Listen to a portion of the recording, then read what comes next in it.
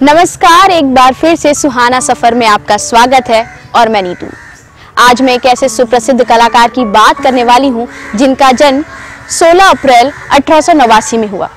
कहा जाता है इन्होंने दुनिया को हंसा हंसा कर रुलाया है।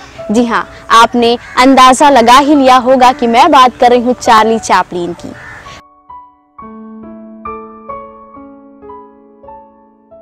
कहा जाता है इनकी शुरुआती जिंदगी बहुत अभावों में गुजरी। उसके बाद जो सुप्रसिद्धि इनको हासिल हुई वैसा किसी कलाकार को हासिल नहीं हुई। लोगों ने इनकी नकल करने की भी बहुत कोशिश की लेकिन कोई कामयाब न रहा। इनकी जिंदगी से जुड़े कुछ किस्सों को आपके सामने रखूंगी। चार्ली महज 3 साल के थे कि उनके माता पिता का तलाक हो गया। दोनों ही पेशे से गायक और थिएटर आर्टिस्ट थे। कहा जाता है चार्ली ने गाना अपनी माता से ही सीखा था। जब चार्ली 5 साल के थे और उनकी माता एक बार थिएटर में गाना गा रही थी, गाते गाते जब वो अचानक बेसुरी हो गई तो लोग उन पर चिल्लाने लगे। ऑडियंस कुत्ते बिल्लियों की आवाज निकालने लगे और तभी वो घबरा कर विंग में लौट गई। और उसी समय एक छोटा सा बच्चा अपने कदमों से आहट करता हुआ स्टेज पर आया और वो भी गाना गाने लगा, अपनी माँ की पंक्तियों को दोहराने लगा। पूरा हॉल खुशियों से गूंज उठा, लोग सीटियां बजाने लगे और लोगों ने चार्ली पर पैसे फेंके। चार्ली ने कहा जब तक ये पैसे उठाए नहीं जाएंगे तब तक मैं आगे नहीं बढ़ूंगा। और तभी मैनेजर आकर सारे पैसे रुमाल में उठाकर देने लगा। चार्ली भी उसे शक की निगाहों से देखने लगा कि कहीं ये मैनेजर मेरे सारे पैसे ले ना जाए। उस मैनेजर ने सारे पैसे चार्ली की माँ को दिए और फिर जो शुरू हुआ वो तो पूछो मत। चार्ली ने एक एक कर सबकी नकल उतारी और साथ ही उसने अपनी माँ की बेसुरी आवाज़ की भी नकल उतारी और उस समय हॉल जो खुशी से गूंजा कि पूछो मत। तभी लोगों को पता चल गया कि बच्चा बहुत ही काबिल है और आगे जाकर बहुत नाम रोशन करेगा। लेकिन चार्ली की जिंदगी में अभी अच्छे दिन काफ़ी दूर थे। एक बार हुआ यूं कि चार्ली एक ऑडिशन के लिए पहुंचे और वहाँ ऑलरेडी 2 लोग खड़े थे। उसमें से एक बंदे ने कहा तुम उस आदमी को देख रहे हो? जिस तरीके से वो खड़ा है ना, ऐसे लग रहा है उसके खड़े होने में भी कॉमेडी है। और यह कहकर वो दोनों ऑडिशन को अधूरा छोड़कर वहां से निकल गए। आप इस वाक्य से अंदाजा लगा सकते हो कि चार्ली के रग रग में कॉमेडी भरी थी। एक बार ऐसे ही एक डायरेक्टर ने चार्ली को साइन किया और जैसे ही उनके साथीदार को पता चला कि उन्होंने चार्ली को साइन किया है वो फोन पर बहुत भड़क उठे। उन्होंने कहा तुम नए घोड़े पर इतने पैसे कैसे लगा सकते हो? और वो डायरेक्टर तो बहुत डर गया। अब उन्हें ये पता लगाना था कि चार्ली कितना प्रसिद्ध है।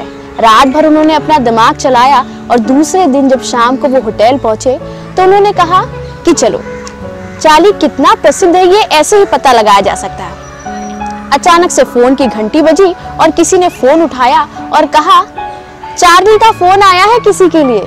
आप यकीन नहीं मानोगे, पूरा होटल खड़ा हो गया कि चार्ली का फोन किसके लिए आया है। तब जाकर उस डायरेक्टर को पता चला कि चार्ली कितना फेमस है और तब जाकर उन्हें सुकून मिला कि उन्होंने किसी सही और लंबे घोड़े पर पैसे लगाए हैं।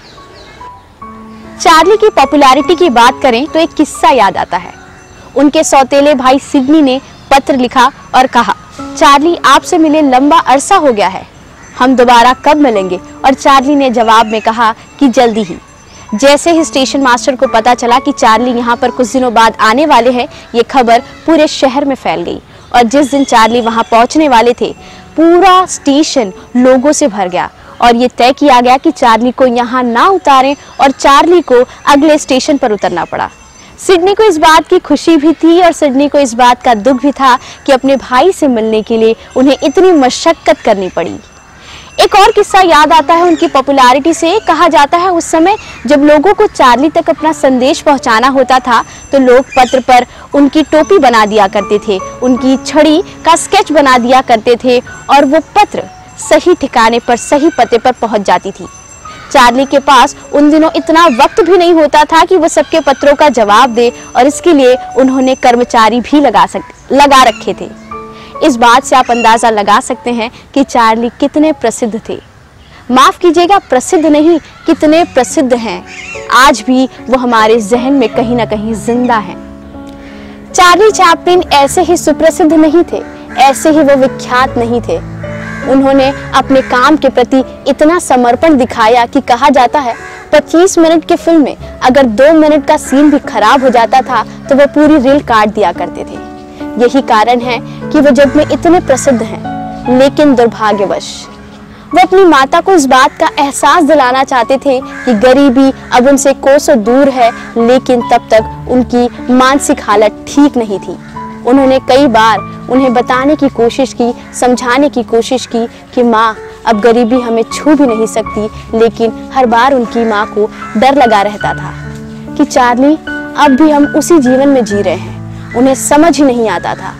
एक दफा तो उनकी माँ ने जब उन्हें मेकअप में देखा तो वो उन पर भड़क पड़ी और कहने लगी, चार्ली तू अपनी जात क्यों छुपाता है। बस इसी बात पर चार्ली को बहुत दुख हुआ। कहते हैं जिंदगी में सबको सब कुछ नहीं मिलता, बस यही हाल चार्ली चैपलिन का भी रहा। अगली बार कुछ ऐसे ही कहानियां लेकर आऊंगी आपके लिए। देखते रहें सुहाना सफर नीतू के साथ। प्लीज लाइक, शेयर और सब्सक्राइब करना ना भूलें।